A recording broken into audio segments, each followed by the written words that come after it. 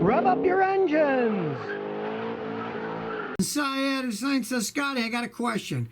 Is there a big difference if I put in Nissan recommended engine oil and filter, or if I use oil and filters that I buy at the store? You just want to use quality oil and quality oil filter. Nissan does not make oil, and they don't make oil filters either. Other people make them and put Nissan's name on it. That's, just the way that it goes. If you want to get good oil, if you're in the United States, all the oils are rated, and I have a whole video on that. I just shows about the new Amazon motor oil, now that Amazon sells motor oil. I explained how it's rated, watch that video, and you can see the different ratings. And then when you buy oil, as long as they're rated good, it's good oil. You can use it. And there's lots of good oils out there. And the filter's the same thing. I like the high-end filters. But if you go to a discount auto parts store, the high-end filter might be $12. So I buy them on Amazon, online, and I pay $4.50 a piece. Yeah, you can go to the auto parts store and get those cheap $3 oil filters, but they're kind of cheap filters. I like the higher quality ones, but I get them cheaper by buying them on Amazon.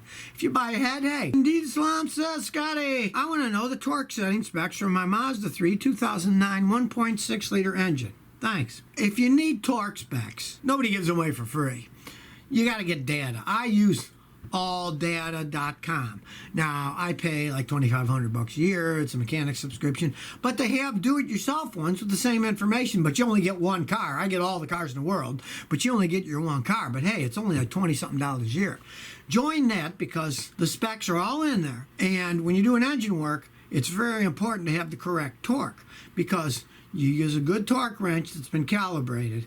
Don't just have one that's been sitting around for 10 years and not using it because the calibration goes off. Get one that's calibrated correctly. And you set it by the directions on how to set torque settings. And you really need a book for that because, like you say, it's so important on engines. If you're doing head gaskets, a lot of them, it's a 3-stage process where you do a certain torque, then another torque, and then finish it off with a third higher torque. So you want to get all the information that's correct and then do it correctly. So something that's that important on an engine, subscribe to something like alldata.diy.com or get a book on it so you'll do it right. Eduardo Angel says, Scotty, I got a Nissan Murano. It's been perfect, but now it's burned up 2 alternators in a couple of months. What could it be? One, you got to buy a good alternator when you buy an alternator. A lot of them are junk. A lot of them these days are remanufactured in Mexico and Taiwan, and who knows what kind of quality they have. So first, you got to buy a high-quality alternator. I had a customer once that was buying alternators. It was an auto parts store here in Houston. It was called Charlie's High-Low.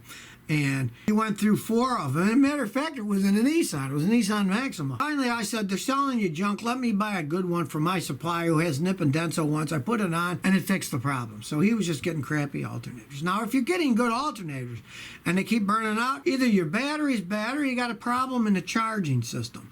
So any good mechanic like myself can load test your alternator, your battery, and check for any big current draw on your charging system in about 15 minutes. So you might pay a mechanic to check that. First, you want to make sure if you're getting a quality alternator or not. See what other people rate for the type that you bought to see if it's just crappy alternators. I see that all the time in Nissans. Mike says, I'm considering starting my own automotive repair business. As a self-employed mechanic like yourself, how do you handle paying income tax, Social Security, Medicare? If you're going to run your own business, you have to have a lot of self-drive like I do. So you just learn how to do all those things yourself. The advantage of running your own repair business is if you are good at fixing things, the world will flock to you. I never spent a cent advertising my business because I just started fixing cars. Then everybody started telling people, hey, this guy really knows how to fix cars. Then they tell other people, and the word of mouth spread. And hey, I made a great living doing it because I know what I'm doing. Now, as for the tax stuff, yeah, I got a tax accountant. I have to have a tax account. When I started out, that was something I was worried about. So I went to a tax accountant. The guy was really nice because his son ran a garage. So he only charged me $100 the first year. And he showed me how to set up the books, how to pay quarterly income tax for the federal tax that I had to pay. It's not that complicated, really. Find a decent tax accountant to give you some advice on that like I did. Hey, I'm not going to learn all that rules. And over the years, they really saved me a lot because the tax laws are always changing. Hey, I'm a mechanic. I don't want to study the tax laws. My accountant studies the tax laws. So when the tax laws change, they tell me, oh, here's some more stuff you can write off, or here's other thing you can do. Good tax accountant is something you need if you have a business. If you start small, they don't charge you that much either.